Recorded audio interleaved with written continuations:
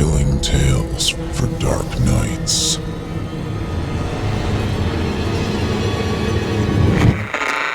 Want to make sure you never miss a Chilling Tales for Dark Nights video again? Be sure to subscribe and hit that bell to turn on notifications. 1. The Land Monitors.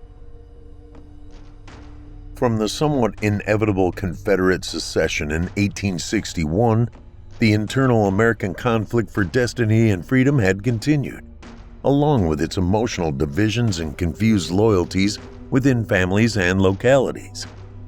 Then somehow things changed along the way of war, technological revelations bringing with it inexplicable carnage into the hands of men from unknown influences. As of 1867, almost 4 million American soldiers and civilians, not to mention foreign mercenaries, had been killed in what had become known as the Civil War, or the War Between the States, or the War of Northern Aggression, depending on whose side you listen to. Either way, tens of thousands of young bodies on both sides were still being continually thrown away into the unpredictably gruesome and body-maiming maw of the new style of combat known as trench warfare. Defeat or victory was still contested between the asymmetrically resourceful defenses of the agrarian South versus the North's huge industrial might, strangling coastal blockades, and seemingly endless manpower. Where once a certain defeat may have been propagated by the Federalists upon the secessionists in early 1865, perhaps in another timeline, a deadly equalization courtesy of the Industrial Revolution had come to pass over America during the past several years, thanks to the effectiveness of a new generation of unimaginable steam weapons. However, the origins of their designs were unknown, even as they were rapidly and mysteriously deployed to the willing parties. The struggling Confederate States of America, CSA, had regained newfound strength with these provisions from the self-interests of Great Britain. The new allies offered battle first with its innovative inventions and struck relentlessly, with crawling ironclad beasts appearing from clandestine Anglo-Confederate factories and rails in the Appalachian Mountains into the Union-occupied valleys, hills, and rail junctions, allowing a relatively few men to surround an entire battalion at a time. Counter-blockades from British ironclads and prototype submarines lurking in CSA ports crushed Union wooden warships like kindling. These sudden, shocking blows slowly sealed anti-war sentiments in the Union, and the 1864 re-election ruination for Abraham Lincoln, who was eventually killed by Northern anti-war extremists in 1865. His successor, former Army of the Potomac General George McClellan, blindly fought on to defeat a resurgent South, while in the Midwest, the Union's backyard no less, radical anti-war peace Democrats known as Copperheads burned entire towns, liberated war prisons, and sucked the life out of the USA's offensive into the Deep South. They forcefully demanded an end to the bloodbath and formal recognition of the CSA, but any such reconciliatory termination of the war fell on the deaf ears of the disgraced egomaniac McClellan. Indeed, the field of battle had been leveled for the CSA by the mighty industry of Great Britain starting back in 1864, as it openly committed to back and provide this new arsenal to a collapsing Confederacy after both a strange and great blight and drought obliterated its own colonies' cotton crops in India and Egypt. Soon enough, the empire was admonishing its nobles to arrive hat in hand, along with wary envoys from France, to its new CSA ally for exclusive rights to and protection of the South's coveted crop. With this development, the ugly issue of resolving slavery would have to remain for another day, with several million subjugated people's fates still hanging in the balance. Of course, though, it wasn't long before the Union had countered with its own similar steam-powered weapon variations and promptly proceeded to lay waste to a CSA uprising in Nashville, pounded positions in the mountainous but vital CSA salt mine country of Western Virginia, and easily destroyed swaths of their essential crops in the Shenandoah Valley with devices shooting long-range projectiles of poisonous Greek fire. the North liked to return favors on a grander scale whenever possible. Each side desperately grasped for any method to provide them with the upper hand and a final blow. The new armaments of both parties had killing ability that was truly unprecedented and terrifying. First usually came the low drone of slowly floating propeller-driven steam airships dropping bombs imbibed with razor-sharp grape-shot shrapnel, noxious poisonous gas, or exploding human cultures of cholera and malaria on forts or critical civilian targets such as urban train stations. Then, if the opposing community or army position did not yield but was deemed safe to advance into, there was the massive killing ratio of handheld Gatling gun rifles and revolving steam cannons, as well that relegated muzzle loaders and even Spencer repeating rifles to worthless metal. And oh yes, thanks to Alfred Nobel's invention of dynamite, the South now needed fewer of its limited manpower to execute raids of terrorism from garrisons in the hills of Kentucky to downtown ironworks and munitions factories in Pittsburgh. Finally, to clear any formal resistance, there were the three classes of virtually impenetrable behemoths with two track drives known as land monitors. They were all based on metal platforms somewhat resembling monitor ironclad riverboats, some with steam, actuated cannons and Gatling guns, some as giant troop and cargo carriers, or some with the feared catapults carried on flatbeds, as though a deadly relic from the Middle Ages, used for sieges. Such a deployment occurred at Louisville, where surprised and surrounded Union citizens there died in the wake of deprivation of food and supplies, as well as the hellish bombardment from exploding grape-shot canisters and even more sinister projectiles such as diseased enemy corpses being hurled over any fortifications or trenches, hopefully hitting a well or other drinking source. While the land monitors, with their two locomotive-sized engines in the rear, one to power and steer each track, required constant refueling from wood-conveying steam wagons, they slowly but surely crushed anything or anyone in their paths as they ravaged both the cities and the countryside, and after a while were even transported by dauntingly armored locomotives to subdue any vanguard of each other's enemy in the burnt-out crop fields and bombarded wastelands of the distant fronts.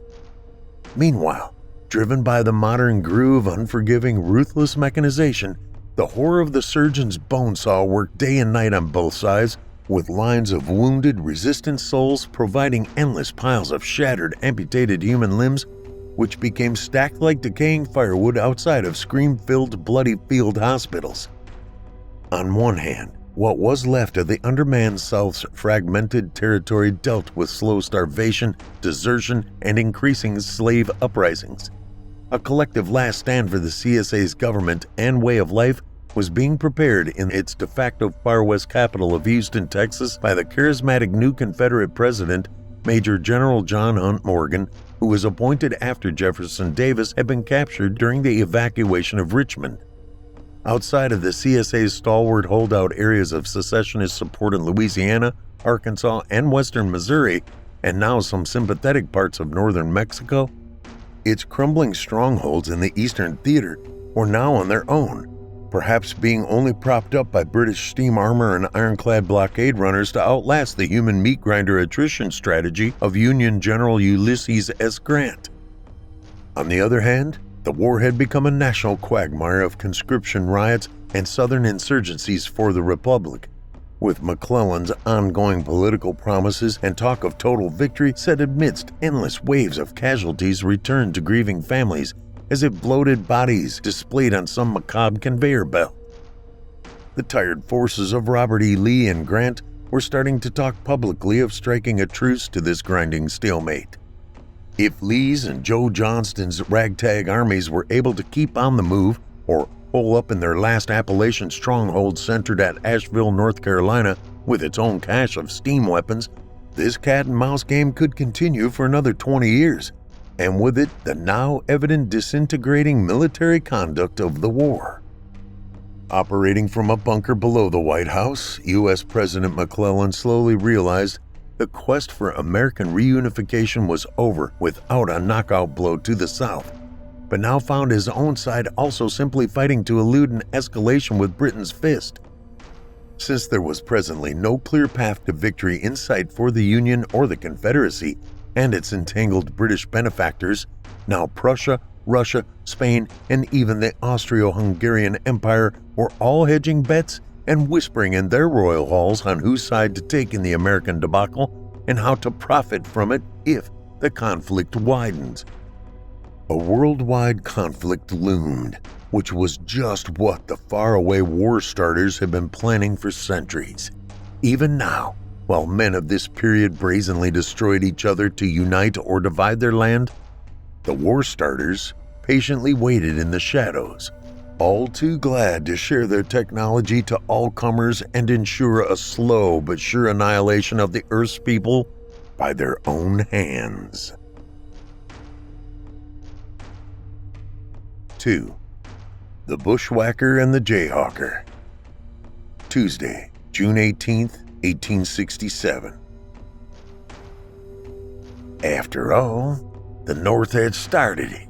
Y'all don't understand. This is our land. Confederate Army Captain and Company Commander Eli Slade cursed the sticky underbrush as he snuck through the sweltering and hilly forest at the western fringes of the Ozarks, but not as much as he cursed himself for getting separated from his own men on an increasingly foggy night march last Friday, somewhere between Joplin and Carthage. He had exercised poor judgment, to be sure, choosing to ride in the supply wagon, then jumping off in the dark to inspect what he thought was the straggling rear guard.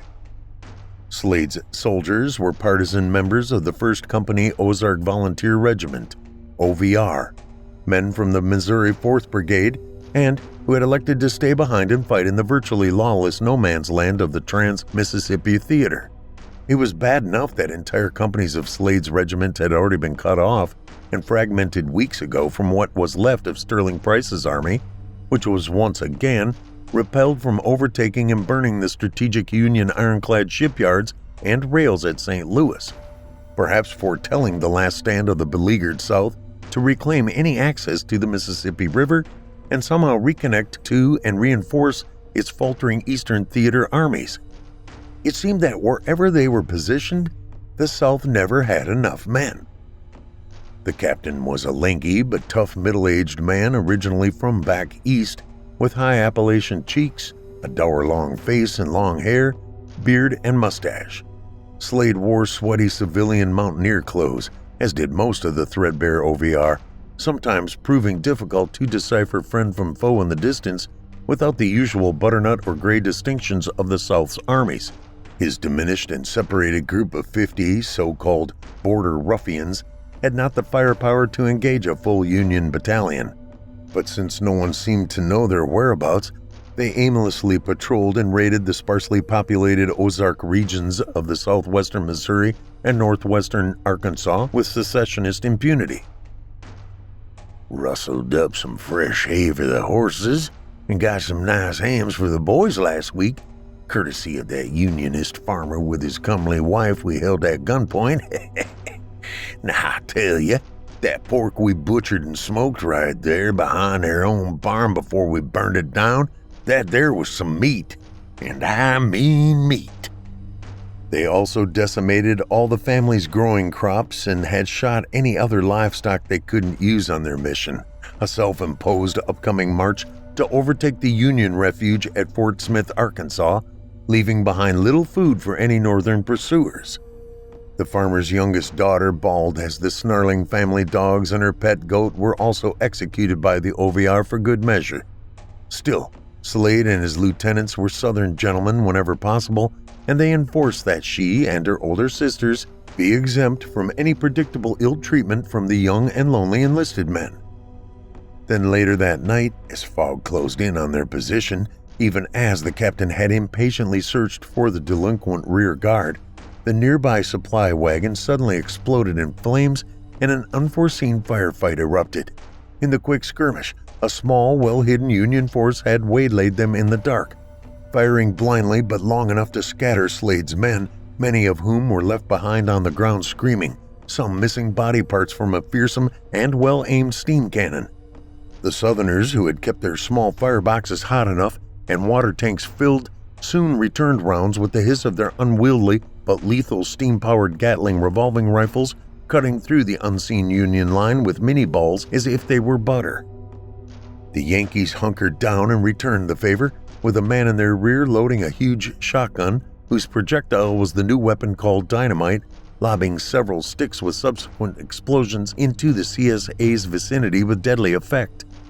Another Union man shouted something explicit and hurled a canister that exploded by the burning CSA supply wagon with poisonous greenish-gray toxic fumes, a chemical weapon dissipating as the Confederates began to choke and run away from it simply to breathe.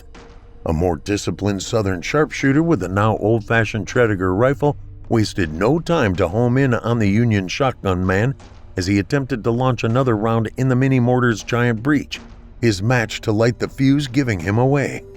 The secessionist bullet hit him through the smoky dark square in the chest, and as he collapsed, the dynamite detonated in the barrel, leaving a gaping burning hole in the ground where the man's body had been. This proved to be enough retaliation for the decimated Union raiders, and they promptly fled, abandoning their steam cannon, shouting obscenities and blending back into the dark woods, hoping to fall back to their original position somewhere unnoticeable within the Secesh-controlled territory. For several sweaty hours, Slade had to lay quietly on the moist soil and ground cover, phased but amazingly uninjured, not certain when to raise his head. However, despite this consternation, he found that no one from his company had returned for him or the CSA injured. Nor did they come the next day, even as he still waited anxiously in hiding, hearing no more cries from the abandoned wounded, not even a moan echoing from the insects. The hilly, fragrant, deciduous forest would soon smell chokingly ripe with the decay of decomposing humans and horseflesh. As he cautiously got up and stumbled around the battle scene, Slade had decided it best for his chances of survival, as the apparently only non-injured soldier there was, to loot the dead's water, ammunition, food, and coal pellets for an intact steam gun he found, then skedaddle while the opportunity was there, and try to find reinforcements amid this insane hide-and-seek game. No one left but me. Now days later, and lost alone in the humid midsummer woods with its pounding insect noises on the western edge of the Ozarks, he thought emptily about the helpless countrymen he had to leave behind with no medical supplies, consigning them to a slow, diseased death or a sudden stab from a damn Yankee's bayonet. Either way, destined as corpses with skin as white as an antebellum mansion's bedsheet. So much for circling back and taking Fort Smith, he sulked as he rationed another drink from his dirty canteen and checked his insulated haversack for some remaining food. He could only hope there were some uninjured men who made it out and somehow regrouped to overrun the Union garrison at Fort Smith, or maybe reinforce Springfield, the de facto CSA headquarters of Missouri. The newfangled gas assault was a bad surprise, but still, this was my company, and they deserted at a critical moment on my watch, he thought. Whether we win or not, I'll bide my time and make certain someone will hang for that. Truthfully, most of the Missouri 4th were now Confederate soldiers in name only. Their real jurisdiction, as with many who fought in the remote and overlooked Trans-Mississippi theater of the war, had degenerated into a campaign of vigilantism. Bushwhackers, they were called by the northern scum. Slade conceded the label willingly, as he at some point, besides being in the regular CSA army, had fought under the most notorious of the marauding bushwhacker raiders who terrorized Missouri and Kansas, Bloody Bill Anderson, William Quantrill, and his underlings Frank and Jesse James, to name a few. While he had not condoned atrocities against civilians in bleeding Kansas and the new Union state of Nebraska, his group had alternately witnessed the smoldering aftermath of a pro-South Missouri church burned to the ground on a Sunday morning, its congregants probably singing hymns until they realized they had been locked inside by jayhawkers to burn alive or be tortured and shot if they made it out. The mindlessness kept his resolve to maintain these far western reaches for the Confederacy at all costs. For hardened partisans like Slade, The war was not any more about secession, slavery, or states' rights. It was about killing and retaliating against the barbarian Union partisans known as Jayhawkers, the arch enemies of the bushwhackers. To both parties, their regional cutthroat conflict had long ago become lawless and unaccountable, a groin-kicking war within a war. And they both liked it that way. Now, next to the machine-driven battles out east, the almost serene solitude of fighting in the Missouri backwoods almost made sense by contrast, Slade thought. For those who fought in this forgotten outback, crude and unchecked guerrilla warfare methods were still preferred, and its combatants and their tactics hailed only to the black flag, the symbol of no surrender, the real modus operandi between the whackers and hawkers. As the captain now trudged along the edge of the ominous-looking woods which abutted a large expanse of rolling prairie to the west as far as the eye could see, he reckoned from his bearings that he was way beyond the Arkansas border, probably near the frontier reservation town of Miami, well into Indian Territory. He wondered if he did make it to that town at all, would they be friend or foe? While Slade felt confident that he had enough hardtack and dried meat provisions, water, and extra rounds of firepower to last for some time, he grimly hoped that his men would find him before the Jayhawkers or some hostile Indians did. Presently, he relieved himself against a large tree and wiped his hands on the dusty ground. No officer's privy or wash basin out here. He then thought he heard something, or someone, move in the nearby locality of the thick underbrush. Slade crouched and didn't have to remind himself that while the rest of the war's advanced atrocities may not matter out here, he still did. Wednesday, June 19th, 1867. After all, the South had started it. You don't understand. This is our land. Union Sergeant Jerome Hawkins fumed, as he had also been unfortunately separated from his own 20-some enlisted men during the area's recent fog and summer storms, his troops needlessly being spread out too far to picket the perimeter of their camp properly. Their Jayhawker forces, Union extremists from a former Kansas Home Guard militia detachment based up in Silver Maple Creek, were out patrolling on their own with a hunch to get the bushwhacker devils from the OMV before they could double back to attack the Sunflower State from the south. Yes, it would be just like Quantrill to send a band of his savages to distract the Unionist troops, then ride in to burn an entire innocent town to the ground, with no men, women, or children being spared from killing, rape, or scalping if it pleased their purposes. He had no idea his militia was so close to the enemy when they had randomly attacked some drawling voices in the forest the previous weekend. When the evil Rebs returned fire, many of his own men had also sadly scattered into the woods like little children, firing in retreat instead of mustering a line that could have crushed the secessionists. Moreover, the Southerners had those new and accurate British-made rifles and steam-powered Gatling guns always kept hot and at the ready, called machine guns, one of which had killed several of his best men, including his friend and right-hand man, Corporal James Penninger. Some sort of Union victory in this disputed green hellhole was essential for morale, and now here he was not even able to find his own unit. Damn! A stout, balding, no-nonsense 20-something with then trendy handlebar sideburns, Sergeant Hawkins had lived in Topeka, Kansas as a reserve before Confederates had raided it last year. He subsequently enlisted in the most belligerent elements of the state Home Guard militia under the harsh tutelage and indoctrination of the late James Henry Lane, a former Indiana school teacher and U.S. Congressman turned Jayhawker and a master butcher of Southern sympathizers in the far West. Now, Hawkins found himself simply stuck alone in these confounded woods, trying to get back to his own troops. He chewed on his next-to-last plug of tobacco as his worn-out boots crunched some dried underbrush along the western edge of the forest, where a vibrantly green tree canopy and undergrowth gave way to the west into a rolling and colorful tall grass prairie dotted with a few hardy bur oaks, a mild breeze rustling to make them sing. He wished not to engage the xenophobic reservation Indians along the way to a Union safe house somewhere in this no man's land. No one left but me.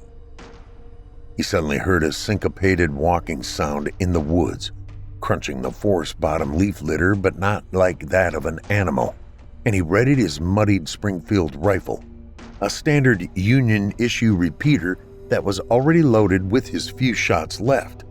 As he breathed slowly in the pungent air of the humid woods and its constant noises of birds and insects, the enlisted man's stomach growled loudly, giving away the fact that he hadn't eaten much in the past 2 days. Focus.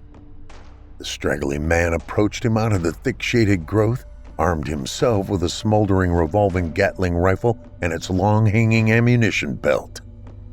A Southerner. 3. The Pit of Reconciliation. "Drop it and you might live, whacker!" Hawkins suddenly yelled from behind a large, thick-trunked ash tree, raising his own trusty Springfield. The greasy man, caught off guard, quickly responded by leaning behind an equally large red maple, raising and aiming his steaming rifle, and commanded, "You drop it, damn Yankee! This is my forest!" "Yeah, yours and whose army?" Hawkins laughed at the old cliché, within 100 yards from his foe. "This is my forest, Reb. We both know the CSA is on the verge of collapse. Give up now." "You wish. They's talking a truce between Washington and us even as we speak. Heard the British will probably take y'all back over before it's done. Don't matter nohow. My men will be here to rendezvous with me shortly, maybe the whole damn regiment, and then they'll scalp you just like bloody Bill would."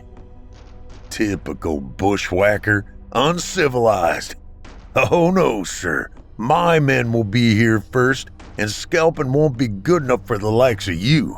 Try getting dragged all the way back on a dirt road to Kansas to stand trial for sedition, if you survive it. Shame you didn't skedaddle while you had the chance. But then again, maybe I ain't gonna shoot a man in the back, not even a whacker. Then I'd be as nasty as you all." Both men talked fiercely about what would happen to each other next, with expectant chest puffing and bluffing about the proximity of their non-existent men, while both realizing the other's lack of sufficient ammunition, food, and water. A good shot from Hawkins' Springfield would take this secesh trash out. But if the Reb volleyed first with that steaming large-bore Gatling gun that could spray rounds everywhere, of course, the firebox heat needed to supply the Gatling would get to any man in this weather soon enough to make a mistake in his position. So Hawkins could wait, he hoped. They both breathed heavily and tensely waited a spell for each other to answer in the light rustling late afternoon breeze of the towering serene woods, its dappled light making its way through the ancient trees to the damp forest floor. A somewhat lost and large corn snake slithered unnoticed between their positions quickly and slid into the underbrush, not wishing to engage the worm being's fray. Slade, also ground down by hunger and lack of his own reinforcements' arrival, started thinking and conceding a novel thought. "Yeah? Well, I reckon I could pick you off easy enough from here, but maybe I ain't gonna. If it's just you and me, we could shoot each other anytime we wanted to, right? Well then, how about a wager? A fair fight. That'd be new for your kind, wouldn't it? Just you and me, no guns or knives, just mano a mano out there in the open, about a few 100 feet away out of these woods and down there on that open bluff over that fen. You man enough to do it, boy?" "Yeah, all right. Now that'd be a pleasure," Hawkins conceded eagerly, peeling off his own greasy coat, laying down his arms and backpack in some semblance of trust, and rolling up his sleeves in the hot sun that pummeled them both when he exited the shaded woodline. He strutted into the open ridgeline overlooking a nearby soggy prairie field and gestured for the rebel whacker to start something. Slade simultaneously dropped his weapons and provisions as well and advanced with a determined grimace and deep breaths.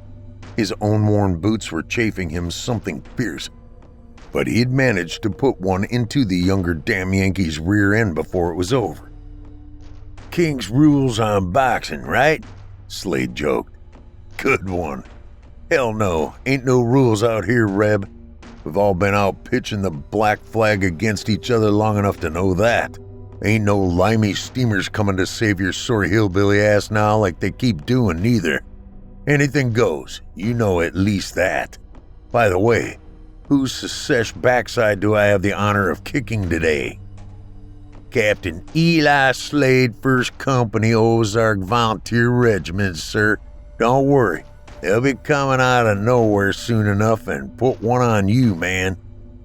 "Well, Captain, I'm Sergeant Jerome Hawkins, officially Kansas Home Guard. Let's see if you can put one on me."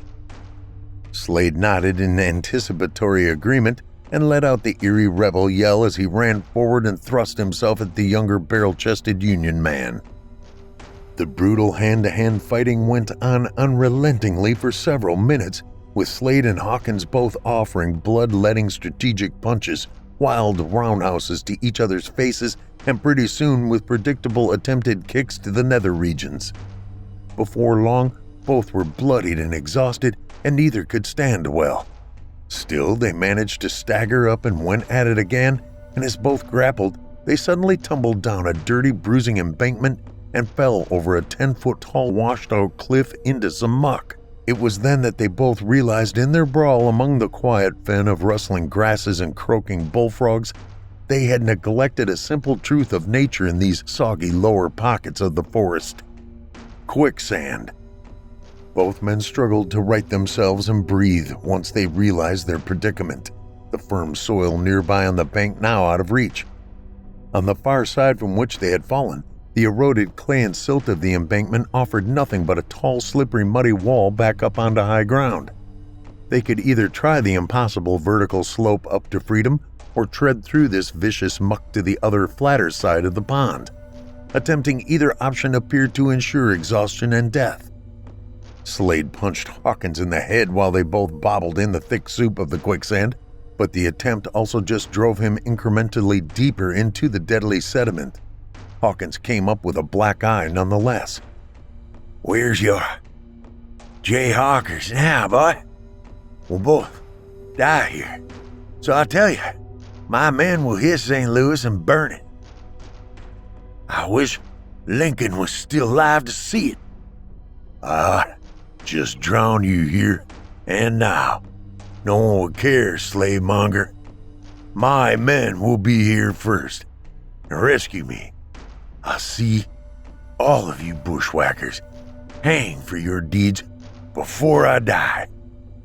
Slade spat blood into the muck from a blow delivered well but barely within reach by Hawkins and breathed heavily. "Don't look to me like anyone's gonna be left to hang. We can't even move in this mire. By the way, I wasn't out of ammo. Neither was I, whacker, and I'm a better shot. Sorry, I like to see that. By the way, hope you're a better swimmer, 'cause you're drowning. You are too, Reb. I noticed."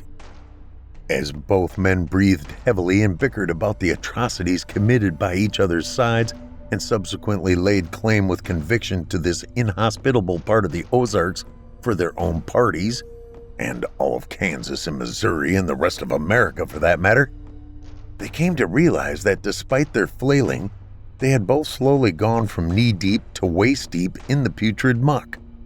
Time for partisan posturing and arguing was running out, which began to produce a sudden change of heart for both men, as sometimes mortally grave situations have the capacity to do so. Soon a carrion bird started to screech and circle in the distance as the mosquitoes hovered in some swamp trees and let on the helpless men.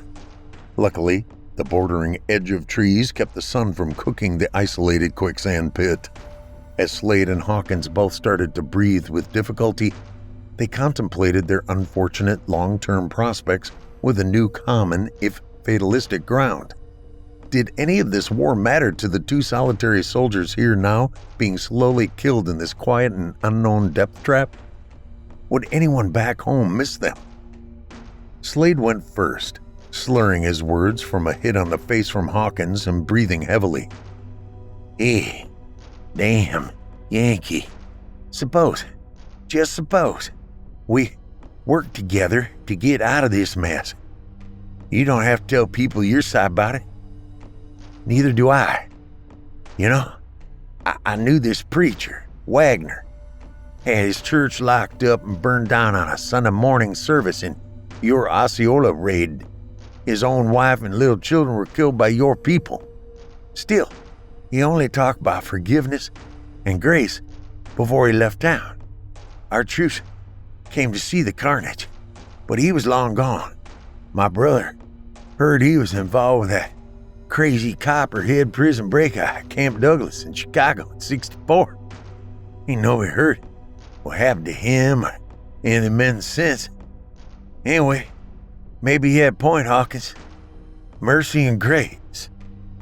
That's good talk for preachers. How about fessing up on the Lawrence massacre? You bushwhackers didn't need to line up and kill damn near 200 men and boys out of the blue. Yeah, it'd be nice if this shit all stopped, but how? We're sworn enemies, and even if we ain't, our own men surely are. But you know, maybe it don't have to be like that no more. The war in the East looks like a stalemate at best. Damn new land monitors blowing up everything between Richmond and Philadelphia and down to Atlanta. Never seen one, but I heard it. They'll break right through a building wall and blow you clean away into little pieces. Even if the Brits break our blockade in Charleston and Norfolk, it don't sound like there'll be much of a south left for white or black even if you do win. The captain reflected upon this situation as he tried to stay afloat in the slime. Yeah, maybe so, but this ain't the time to contemplate states' rights and slaves and such right now. Seeing that we're drowning and ain't to shore yet. So, maybe then our own feuding is starting to look downright stupid anymore. Well, neither of us is gonna win nothing anyway. From the way it looks of things, damn war's gonna go on and on till nothing and nobody's left, including us. Hawkins tried to absorb this grim fact before he cautiously spoke. Yeah? Now you're talking truth, Slade. So, gonna help me out of this muck before we both drown? Reckon that would be a good start. Alright, give my word as a gentleman and a southerner. We work together. My daddy said, a man ain't worth nothing without his word. Probably yours said the same. Whoever's men find us first, well, could have a truce of our own, or at least be treated right as a prisoner anyway. Maybe even have drink together before the higher-ups tell us to go back at it with each other. Ain't like they're on the front line, right? Hawkins had to laugh a little at that. That sounds good, Reb. Yeah, I'm in. Okay, whoever's troops show up first, acts like real Americans, and lets the other party go. Be a good example. Maybe at least to start a real peace. Hawkins spewed enthusiastically as he started to cough up a bit of sand and tried to lift his one free arm and wipe away the blood that covered one eye.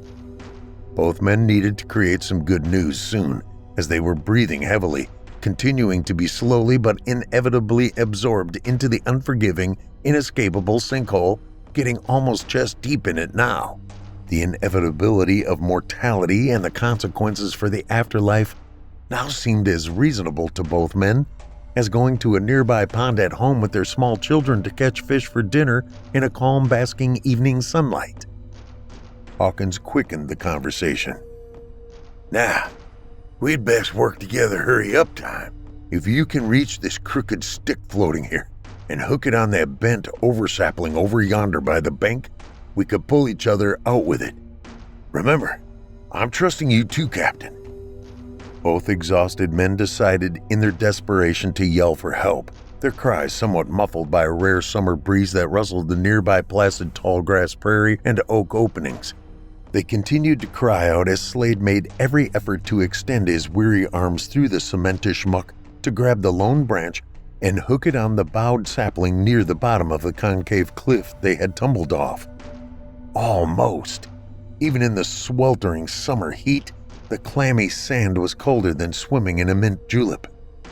As their breathing both became more laborious, Slade wondered if Hawkins also had a family waiting back home for him as well. He started to realize now that, perhaps more ominous than their own helpless demises, neither man's kin may ever get a letter sent from their respective governments home to tell what had happened to them. Just a needless disappearance and death in a quicksand pool, no trace of their beings for posterity, no tombstone, ever. As Slade and Hawkins worked together slowly toward an exit from the vacuumous quicksand, both heard the slowly increasing clatter and deep rumbles approaching near them. The low grinding sounds and rhythmic chugging got gradually louder and resonated throughout the area, even sending ripples into the turgid liquid of the sinkhole itself. Slade looked at Hawkins and said with some fright as he frantically tried to hook the sapling to safety, "Land monitor!" The slow-moving and looming iron machine was still a bit far off, but were closing in on the fen with purpose. Averaging about 20 feet tall, 50 feet long, and 20 feet wide, its ominous presence gave no flag or other identity as to which country they represented. The finish on the giant machine was a weird matte pale red, not signifying allegiance to north or south. Foreign, unintelligible shouts resonated within the hot cabins of the Iron Overlord as steam and whirring weaponry could easily ready volleys of potential death to an entire company of men. Gears meshed loudly as the metal mammoth struggled to transcend the grade of the valley adjacent to the upland forest. The exhaust from the giant rear dual steam engines provided enormous clouds from their wood fireboxes and superheaters, temporarily blocking out part of the scorching midday sun. The monitor made a slow, grinding, whirring sound as it halted near the top of the sunken sandpit and dedicated the front two of its 4 steam gear-driven Gatling guns to home in on the two men. Slade and Hawkins both protested desperately, now almost neck-deep in the pungent slime as they tried to pull to the tree branch in safety. "Help us! We're both Americans here! Americans!" 4. The War Starters.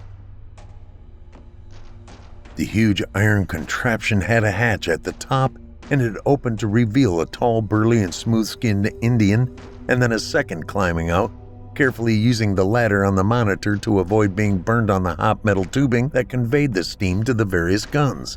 Strangely, the men seemed to tolerate or even prefer the heart from within the forward slits and iron control booth casings of the monitor. The natives were youngish and stood straight, but neither wielded traditional bows and arrows or even a rifle. Instead, one brandished a weird-looking yellow handgun with a long needle-ish end on it. The taller man held a small black box in his hand. He activated a button on it and pointed it at the 2 ensnared soldiers, and incredibly, they suddenly rose out of the quicksand by some invisible force and landed soundly on the far ground in front of the 2 braves. The man clicked the box again, terminating the levitation beam. The tall one, adorned with strange war paint, spoke in English no less. "We have been tracking your struggle and need to know why 2 men from the different sides now work together to keep each other alive. Were you all not provided with enough equipment to destroy each other? Answer!" Slade went first. "We was just trying to keep our skins. The sergeant and I reckon we didn't need to kill each other now. This war means we could kill each other any time, but you only get out of death's way maybe once, I reckon. That means something to us in the north and south, but maybe not to you people." "This cannot happen," We introduced these weapons of steam for your governments who willingly accepted them. Stupid Earthers! It is for your annihilation, not for your advancement. I regret that we have little choice but to exterminate you ourselves. But we shall show you our intentions first. Why not? But you're prairie savages.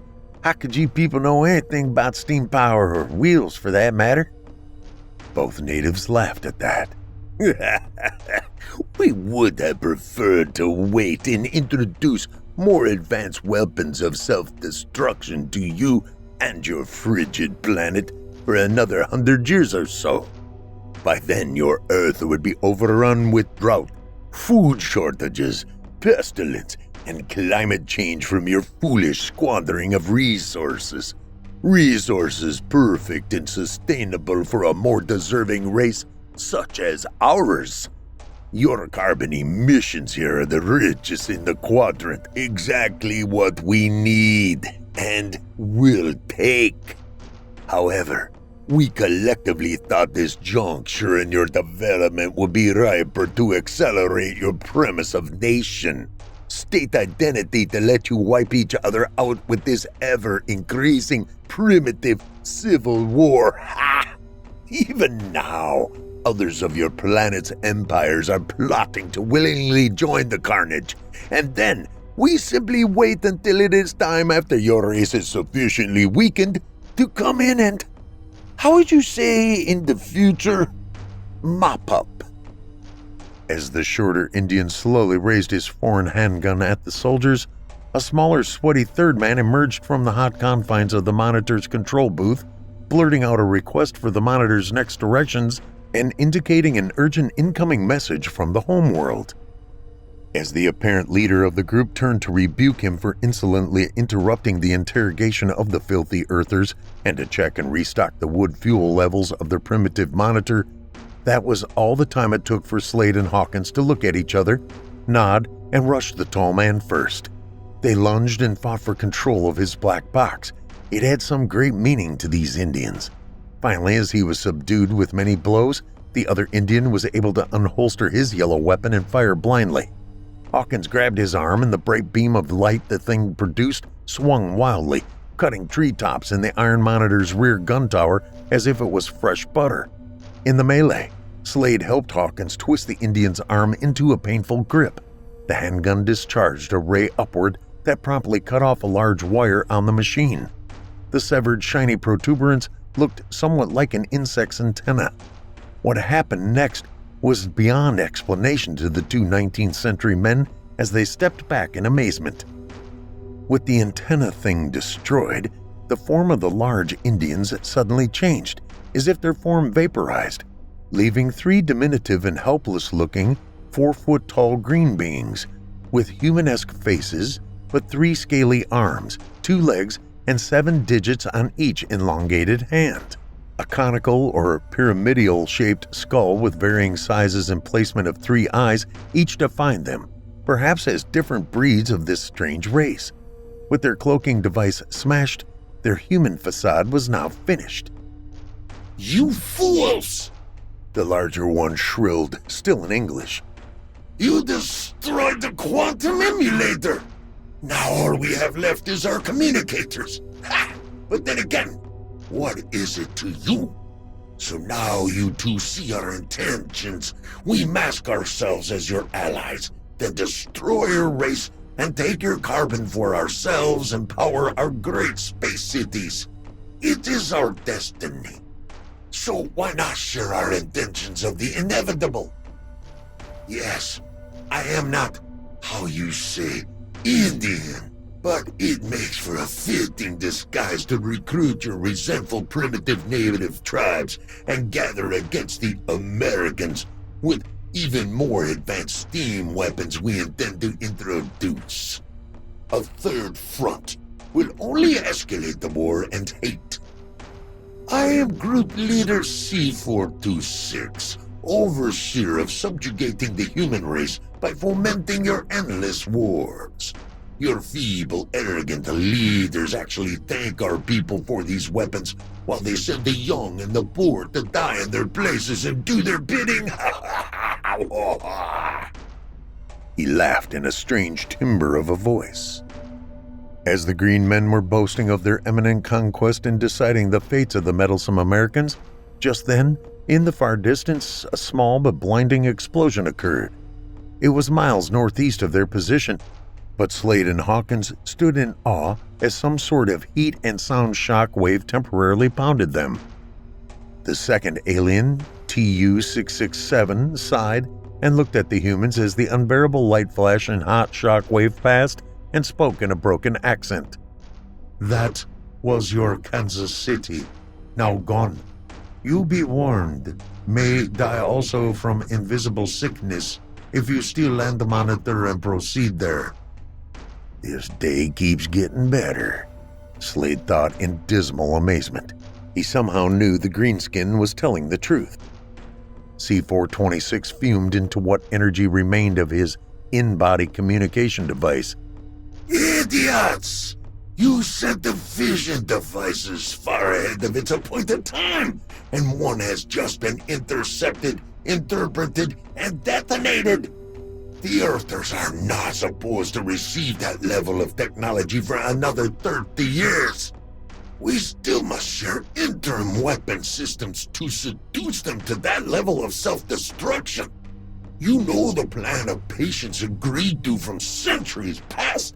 What were you thinking, DT-495? The Supreme Leaders will have us all put in the cone of pain for a sun cycle if they find out, and the Earthers don't amplify their war efforts over this. Group leaders, sir, the alien dejectedly answered over the scratchy weakened signal. We had interference from this planet's sun magnetic fields. It distorted the mass time transfer particle beams from our readings at the launch base that you prescribed, actually. We thought it was already another 30 Earth years in the future there to receive fission bombs. 1897, the next appointed time of technology time acceleration. Our operatives, therefore, thought this delivery to be an effective demonstration in their nether outposts would simply stimulate a retributive demand for more of our weapons. Unfortunately, our time agents have already acknowledged receiving similar bombs materializing in their North City of Washington and South City of Houston for the same purpose. Without your explicit signal stopping, the countdown software will be automatically engaged on arrival and produce critical mass at the next lunar rotation. Then there will be nothing we or the Earthers of this day can do to stop those explosions from occurring now unless your detonator signal is reversed or broken. 100,000 humans at least will die, as may our operatives. 495, listen. Our body cloaking are destroyed, and communication devices will be out of power shortly, thanks to these meddling pink-skinned soldiers we ran into. Tell Grand Leader H-4956 to teleport another landing party immediately with sufficient political explanation to the gullible, polluting American human leaders. Of course, the fallout from the fission weapon will kill thousands more of them with having no knowledge of radiation poisoning. But as with our other conquered worlds, we cannot harvest the carbon emissions on the scale we need without some native civilization remaining. We will still require slaves left for at least another 2 decrons, you know. Look, Captain Slade interjected. Y'all got 2 choices. Either leave now and call off your space people to leave us be, or you 3 go into that quicksand over yonder. What'll it be, sir? C-426 slammed the comm button embedded within his chest, almost punching himself in the process. Curse! You know our communications are failing, and without our emulator force fields, we are now no match for you physically. Know that more of us are on the way at the times of our choosing, and we will seduce your infantile leaders. Every planet's inhabitants always yields to us for the facade of wealth and power.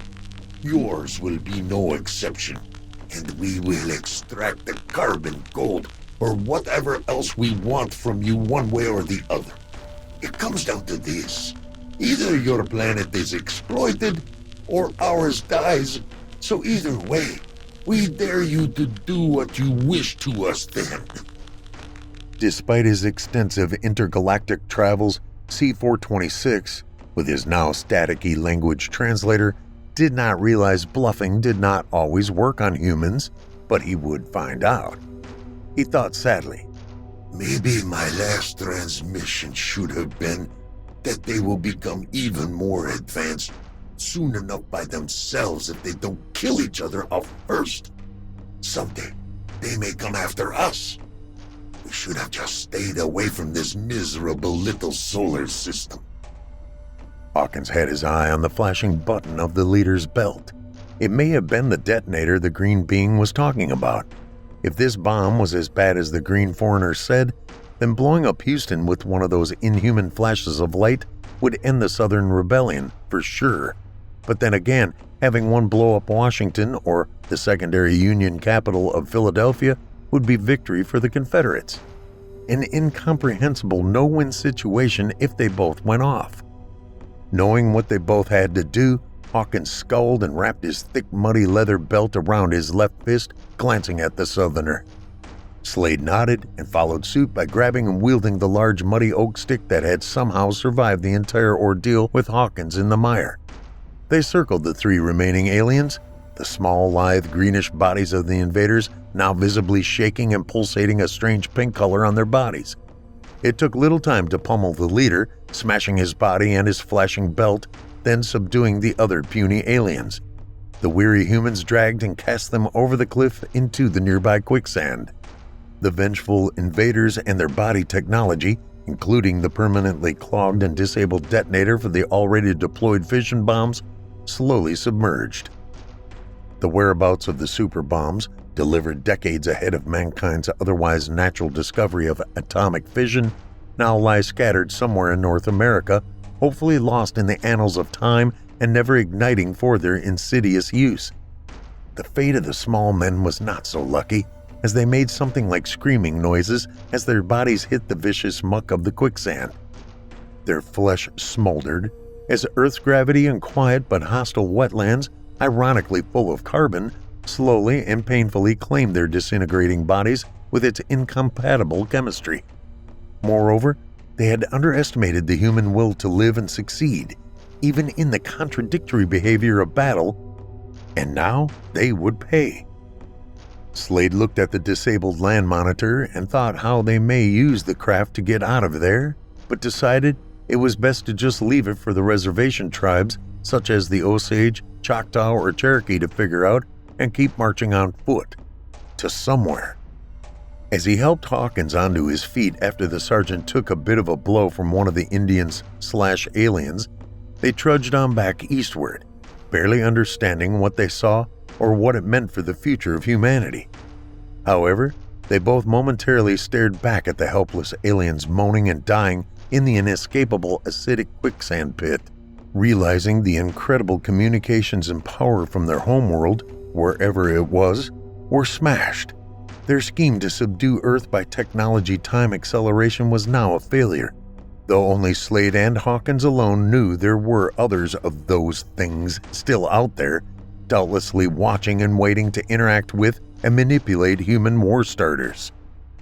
Whatever horrors during the remainder of this civil war and its current steam advancements would unfold until its end, mankind itself had just dodged a hell of a bullet. Of course, no one in the 1860s would believe their story, and they both knew it. So the strange conclusion to the interloper's tale went untold. Amid the failed machinations of unknown distant foes, a warning echoed from the two exhausted but temporarily united soldiers through the forest to what was left of the melting aliens. After all, you started it. You don't understand. This is our land. Chilling tales for dark nights.